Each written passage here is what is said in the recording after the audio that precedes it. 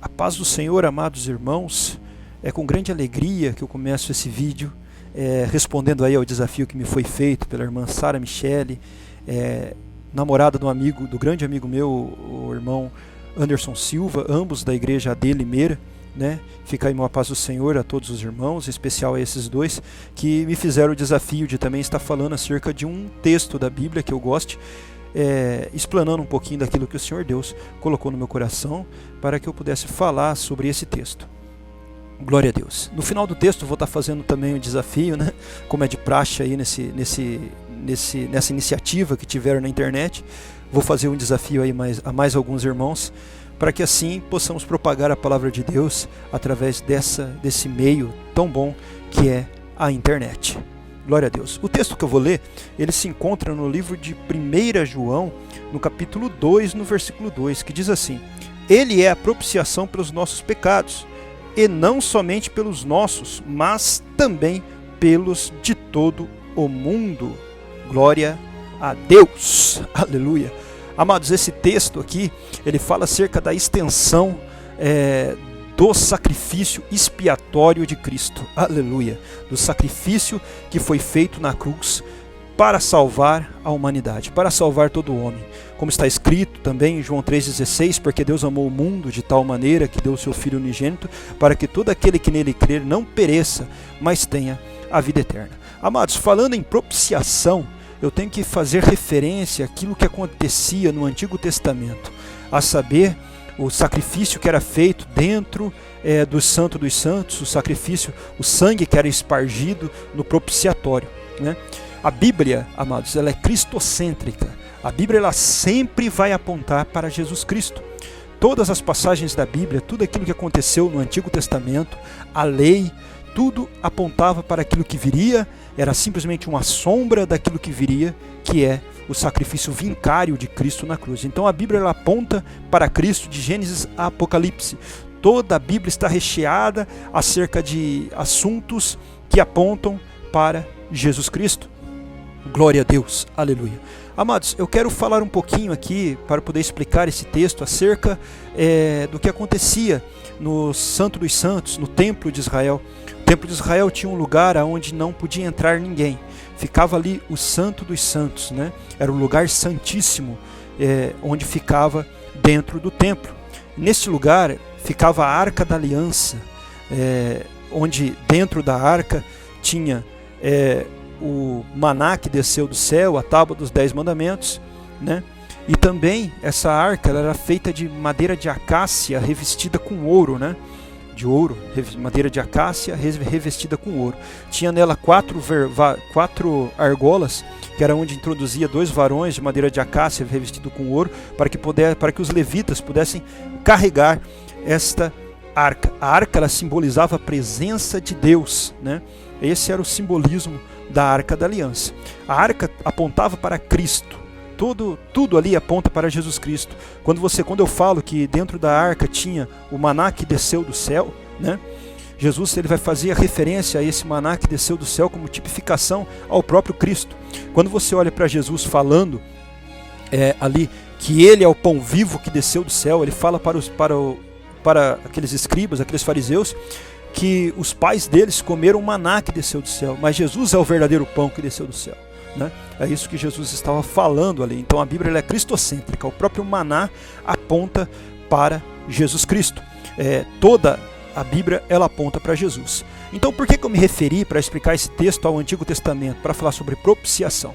A Arca da Aliança ela era uma caixa, como já expliquei. Em cima dela tinha uma tampa, o propiciatório, ou era a tampa da arca era o propiciatório, onde em cima desse propiciatório tinha 2 querubins com as asas apontadas, um na direção do outro, olhando para baixo, né? Olhando para a tampa da arca. Aqueles querubins simbolizavam, aleluia, a ira de Deus contra o pecado, a ira de Deus contra o erro, a santidade de Deus contra o pecado, né? E o propiciatório era a tampa da arca. Então o que acontecia? O sacerdote pegava uma vez por ano, né? Após uma preparação, o sacerdote adentrava no Santo dos Santos, se preparando para um único dia poder entrar ali naquele lugar, para poder oferecer esse sacrifício de expiação pelo povo, né? Então ele ele entrava nesse Santo dos Santos para ali oferecer a expiação. E o cordeiro, para o sacrifício de expiação, ele tinha que ser sem mancha, sem mácula. Ele tinha que ser completamente perfeito. Não podia ter mancha, não podia ser, como é que eu vou dizer, falho, não podia ser doente, não podia ter nenhum tipo de defeito. O cordeiro para a expiação, ele tinha que ser perfeito, coisa que também tipificava o sacrifício de Cristo na cruz como cordeiro perfeito de Deus, que morreu pelos nossos pecados. Aleluia! Agora, quando você olha para a questão da expiação que o sacerdote fazia, o sacerdote ele imolava o cordeiro e espargia o sangue do cordeiro em cima do propiciatório, em cima da tampa da arca do propiciatório. Daí vem a questão de expiação dos pecados, a questão de Jesus ser a propiciação dos nossos pecados. Era assim que era feito a propiciação pelo pecado nacional, pelo pecado do povo.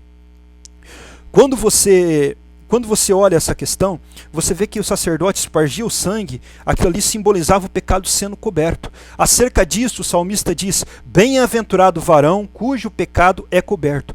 Porém, esse sacrifício ele não tinha duração eterna, ele não era um sacrifício perfeito ainda, porque era simplesmente uma sombra daquilo que viria. Esse sacrifício todo ano devia de ser repetido, todo ano devia de ser feito, porque ele tinha duração. O seu período de duração era de 1 ano. Então o sacerdote, uma vez por ano, tinha que entrar no templo e oferecer o sacrifício de expiação, né? Fazer ali a propiciação pelo pecado do povo. Agora, o que isso tem a ver com Cristo? Tem tudo a ver com Cristo. O que tem a ver com esse texto a qual eu li? Tem tudo a ver com o texto a qual eu li. O sacrifício de Cristo, aleluia, ele foi o sacrifício perfeito de Deus na cruz. Ele foi o sacrifício por toda a humanidade. Cristo tornou possível todos, aleluia, serem salvos. Cristo tornou possível isso. Glória a Deus. Amados, a expiação de Jesus, o sacrifício de Jesus na cruz, ele é suficiente para pagar o pecado de toda a humanidade. Esse sacrifício é suficiente para pagar o pecado de toda a humanidade. E só é salvo aquele que crê, aquele que não rejeita esse sacrifício. Glória a Deus. Jesus estendeu a salvação. Jesus nos mostrou quem é Deus. Aleluia. Jesus é a amostra perfeita do amor de Deus pela humanidade. Como diz em João 3,16, porque Deus amou o mundo de tal maneira que deu seu Filho unigênito para que todo aquele que nele crer não pereça, mas tenha a vida eterna. A expiação de Cristo, o sacrifício de Cristo em extensão é por toda a humanidade. E em efeito, tem efeito naqueles que creem. Aleluia, glória a Deus. Eu posso dizer com toda certeza que Cristo morreu pelos meus e pelos seus pecados. Para você se fazer participante dessa graça, para você poder fazer participante dessa bênção alcançada na cruz, você tem que fazer uma única coisa, que é aceitar a Jesus Cristo como único e suficiente Salvador, que é se converter dos seus pecados, que é se colocar, aleluia, na presença de Deus e dizer: Pai, aleluia, eu te aceito. É dizer: Jesus Cristo, obrigado pelo sacrifício que foi feito por mim na cruz. Eu te aceito com todo o meu coração. Aleluia, glória a Deus. É isso. A condição para você ser participante, a condição para você ser participante dessa graça é não resistir àquilo que Jesus fez por você na cruz. Aleluia. A palavra de Deus diz assim: eis que estou à porta e bato. Aquele que quiser, aleluia, abre e Cristo entra e faz morada na sua vida. Glória a Deus. Basta você tomar uma decisão. Basta você não resistir a esse chamado do Espírito Santo e se converter e aceitar a Cristo como único e suficiente Salvador da sua vida. Não resistir ao chamado do Evangelho. Aleluia. Cristo morreu por você. Cristo morreu por você. Eu posso dizer isso com toda a certeza do meu coração, para que você possa experimentar as riquezas daquele que te chamou das trevas para a sua maravilhosa luz. Não resista. Aceite a Cristo como Salvador da sua vida e experimente o que é realmente ser feliz, o que é a alegria de saber que você tem um Deus que um dia vai voltar e vai te tirar desse mundo tenebroso e vai enxugar dos teus olhos toda a lágrima. Somente Jesus pode fazer isso. Jesus responde às nossas orações. Jesus é capaz de acabar com o sofrimento e com a dor que nós sentimos e enxugar do nosso rosto toda a lágrima. Aleluia. Deposite a sua fé em Cristo. Aceite a Jesus e comece a viver uma vida de transformação na caminhada aí para o céu. Glória a Deus. Aleluia, era isso aí que o Senhor Deus colocou no meu coração para falar para os amados, né? Independente aí da sua corrente teológica, ou independente daquilo que você tem de pressupostos teológicos, eu estou aqui para dizer que Jesus te ama e que Ele quer te salvar. Eu creio nisso firmemente, acredito com todo o meu coração que Jesus te ama e Ele quer salvar a sua vida. A própria palavra de Deus diz que o Senhor Deus não tem prazer na morte do ímpio, antes que o ímpio se converta dos seus maus caminhos. Então Jesus hoje te chama ao arrependimento. Jesus hoje te dá a oportunidade de aceitá-lo como único e suficiente Salvador.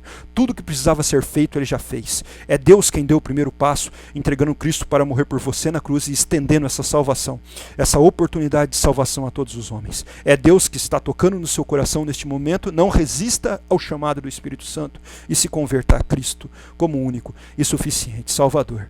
Aleluia. Amém. Agora, amados, eu quero fazer aqui o meu desafio aos demais irmãos, a todos os meus colegas aí do Face, né? E também ao meu irmão Wesley Paladino, também a sua namorada, a Eile da Carla, né? Também ao nosso irmão José Roberto, a todos os irmãos aí do Facebook, aos amigos do Armigos, aos amigos aí do site arminianismo.com, também aos amigos do grupo Arminianismo, glória a Deus, dos pentecostais verdadeiros, dos amigos do Batalhando pela Fé Pentecostal, dos pentecostais clássicos. Fica aí o meu desafio. Vamos, pessoal, vamos levar a palavra de Deus através das redes sociais, porque isso é agradável aos olhos do nosso Senhor e Salvador Jesus Cristo. Que todos fiquem na paz do Senhor Jesus e muito obrigado pela atenção. Amém.